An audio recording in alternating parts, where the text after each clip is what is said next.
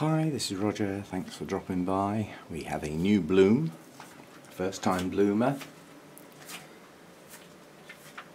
Trifle worrying because that's got colour break on the petals,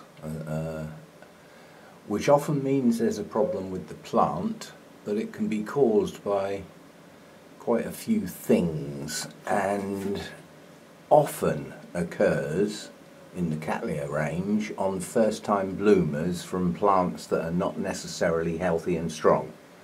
Well, this one is has some confusion in it. Cattleya harrisoniana can be confused with Cattleya loddigesii. Some say that they are nothing more than the same species, a variable on the same species. So they could even be the same thing, if you see what I mean. But Harrisoniana volcano queen is an awarded clone of the species. Harrisoniana binot, which it's crossed with, is another named clone, effectively. So in theory, this is just a version of Harrisoniana which has infinitely variable flowers, from very pale sort of magenta pink right through to quite a deep colour, as does loddigesii. So it's difficult to know exactly, you know, there's only so much information out there, but the difference between the two seems to be the length of the spike. And in loddigesii the spike is quite long, and in harrisoniana not so long. But again, that could be environmental variables from the same plant. You know, those sort of things happen. Anyway, the colour break on that is a trifle worrying, but then it's not a strong plant. It's a straggly looking thing, and it's going to take time to settle down into my environment. This is quite a new acquisition. I'm pleased it's bloomed. Looking round, I know I did my Sunday morning chat on the Cattleya types, but I didn't really look at them in any great detail. I do have quite a lot of sheaths on many of the plants, including signs that could be. But in amongst this set of orchids is quite a few new acquisitions. I mean, this one here, these new growths do have the appearance of possibly a sheath starting, so maybe that's going to bloom, you know, as we get into autumn winter time. Many Cattleyas in the UK, their blooming season is often autumn into winter, or at least late summer, and a lot of Cattleyas in the UK only perform annually because of the differing day lengths and stuff like that.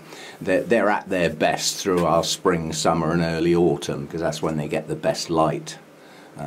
That's when they're going to push their growths on well and, you know, potentially start to think about blooming. So that makes sense. But there are many that are going to bloom, I would suggest. This one up here, this one's got a sheath that's gone brown. There is a swelling at the base, so that's probably going to bloom.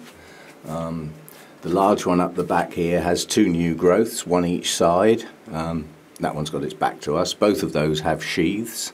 My giant Laelia purpurata, the two new growths on there have like a nubbin at the base of the leaves of the two new growths. I wouldn't call it a sheath, but there's something there. That might bloom. That'll be a first time if it does.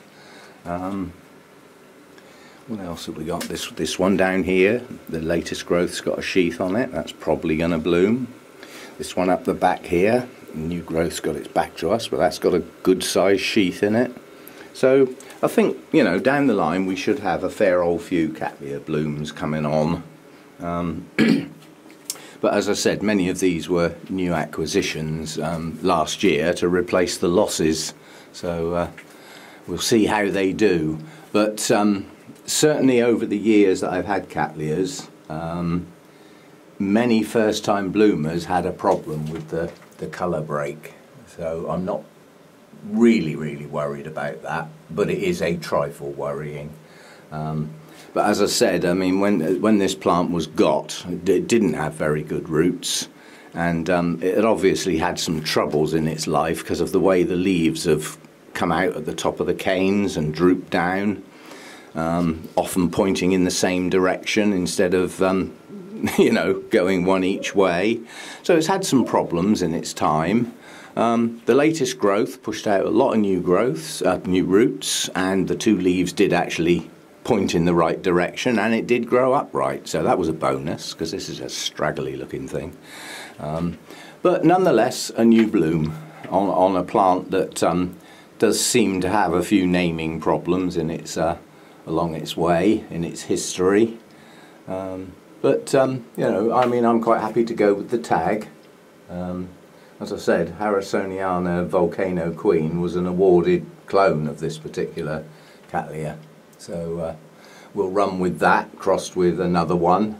So effectively what you get, if you get a species that gets a named clone, all it means is it was a really good version of that. It's not a different plant, it's just it happened to be a spectacular version with perhaps larger blooms or a better coloration, and it was given a name. That's all it is.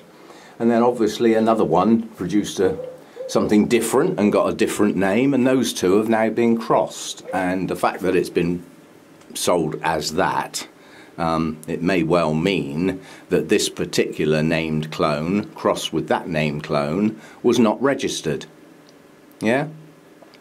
And certainly if that was done from a seed and a pollen parent, the resulting crosses could be quite different, each and every one. They would all be very similar, but still different. So yeah, mucking about with crosses with Cattleyas can produce some strange results sometimes. Anyway, a new bloom. That's the only new bloom I've got in here, and the only one we're likely to see for a while. Some spikes coming on, and like I said, the Cattleyas have got sheaths coming on and stuff like that, but nothing much is going to be in the new blooms category for some time now, I think. We'll have a little quiet spell. See you next time.